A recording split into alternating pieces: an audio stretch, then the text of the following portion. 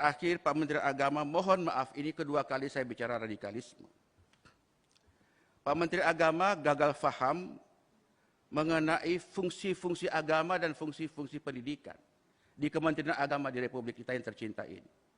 Tanpa ingin mengecilkan Pak Menteri Agama, tidak sama sekali. Tidak ada sifat alih tahir mengecilkan siapapun. Tetapi kita bicara soal check and balances, maka saya hanya ingin bicara. Bapak ini cocoknya jadi Menteri Pertahanan Keamanan, menjadi Menteri Menko Polhukam, ketimbang Menteri Agama. Saya mohon maaf, karena idealisme yang dibangun oleh kementerian ini tak terbawa. Saya mengistilahkan ideologi ditinggalkan, sejarah tak terbawa. Kenapa demikian? Karena pernyataan-pernyataan Kementerian Agama kontraproduktif terhadap program-program dan anggaran kita.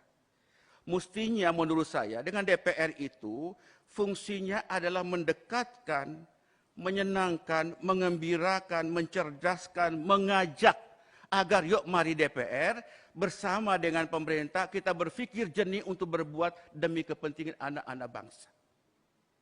Saya orang yang suka cengeng, Pak. Karena saya orang yang paling jauh di Flores Timur, Nusa Tenggara Timur, daerah sangat-sangat miskin. Saya diasah batin saya untuk bagaimana supaya tetap cinta dengan rakyat. Tapi begitu Pak Menteri mengatakan bahwa para guru ngaji, kemudian para ustadz, itu dicurigai sebagai bentuk-bentuk awal dari radikalisme, perasaan terganggu sebagai seorang yang beragama. Perasaan yang terkoyak, perasaan yang terbunuh keimanan saya, perasaan terganggu seperti gelas yang pecah.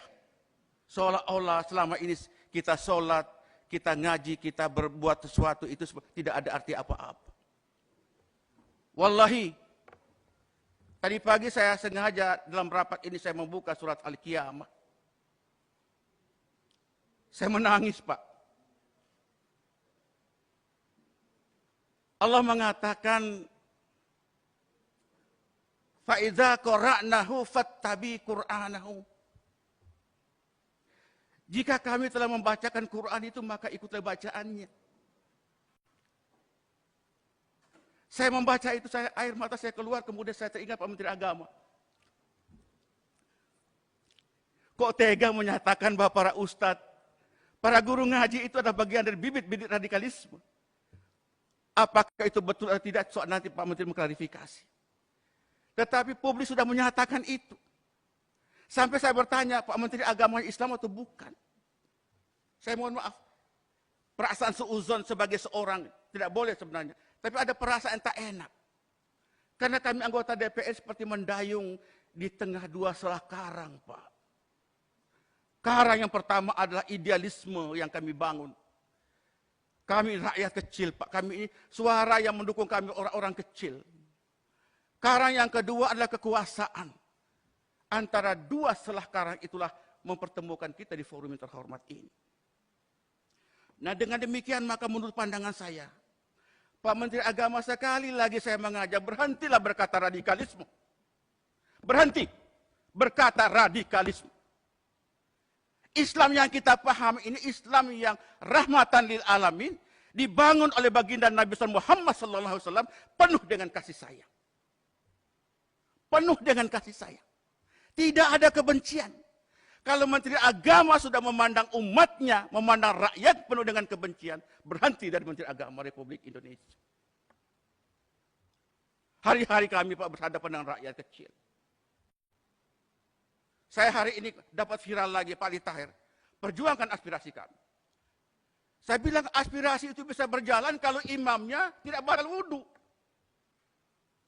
Kalau imamnya sudah batal wudhu, makmum tidak boleh mengimami seorang yang sudah batal wudhu. Referensi-referensi radikalisme itu kan referensi orang luar terhadap umat Islam. Mau Islamofobia, menghardik umat Islam. Dan tolong lihat ini Islam dalam konteks global, bukan dalam konteks Indonesia semata. Nah, oleh karena itu kami merasa sakit, Pak. Luar biasa. Saya baru habis takziah dengan Pak Mali Fajar. almarhum wali, baru sampai. Banyak orang kerubuti saya. Kok bisa begitu Pak Menteri Agama? Saya bilang beliau orang baik Pak. Pak Menteri orang baik. Cuma belum belajar Islam esoteris dan Islam eksoteris. Islam yang substantif dan Islam yang simbolik. Orang itu menjadi radikal itu kan posisi kedua setelah terjadi intoleransi. Jalannya radikalisme dalam teori sosiologi agama, intoleransi terjadi karena ketidakadilan di situ. Penegakan hukum yang tidak terjadi. Hak-hak miskin, orang miskin yang terabaikan. Kebanggaan bangsa tercabut. Liberalisasi yang begitu kuat, kapitalisme yang begitu kuat. Sementara orang menangis, orang menderita di atas tanah air sendiri. Nah oleh karena itu paling mudah membangun bangsa ini jika intoleransi ini harus dimulai. Pertama adalah tegakkan keadilan. Yang kedua sayangin orang miskin. Kurangin kesenjangan sosial ekonomi. Tidak boleh ada diskriminasi. Nah baru radikalisme. Radikalisme terjadi apabila tiga faktor-faktor tadi bisa dijalankan dengan baik. Baru terakhir itu baru terorisme. Jadi kalau saudara menteri menganggap semua para mubalik ini adalah bagian dari bibit-bibit radikalisme, saya tidak mau bicara apa lagi. Masih perlukah musabaqah tilawatil Quran? Masih perlukah musabaqah tilawatil Quran? Yang tujuannya adalah mendengarkan orang membaca Quran, kita mengamalkan isinya, berfaedah, agar membangun kekuatan spiritualitas dan juga membangun kekuatan horizontal.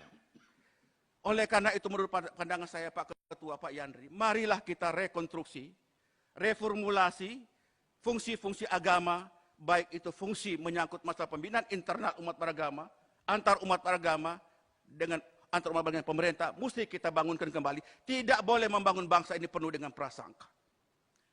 Kedua, fungsi pendidikan. Fungsi pendidikan, Anda bicara fungsi lebih berarti dibicarakan soal radikalisme. Yakinlah itu. Anda sangat berharga kalau bicara soal fungsi agama dan fungsi pendidikan itu dalam perspektif dakwah, Pak. Kami suka mengalami suka duka berdakwah di lapangan. Suka duka, Pak. Tapi kami tetap berjalan. Nah, oleh karena saya menghimbau Pak Ketua, menurut saya sependapat jika hari ini kita tidak lagi membicarakan anggaran dulu, clearkan dulu anggaran, supaya fokus programnya, money follow function, money follow value, dan money follow macam-macam itu di-clearkan dulu, baru setelah itu kita bicarakan rapat berikutnya, supaya maksud dan tujuan anggaran ini dapat fokus sesuai dengan tujuan anggaran belanja kita. Demikian, mohon maaf jika ada berlebihan, tetapi rasa rindu kita kepada kekuatan bersama, check and balances dalam kehidupan berbangsa dan bernegara itu menjadi penting adanya buat kita. Nasrun minallah wa fathu fari wa basyiril mu'minin wallahul muwaffiq ila aqwamit thoriq. Assalamualaikum warahmatullahi wabarakatuh. Pak Ketua, tadi sebetulnya belum selesai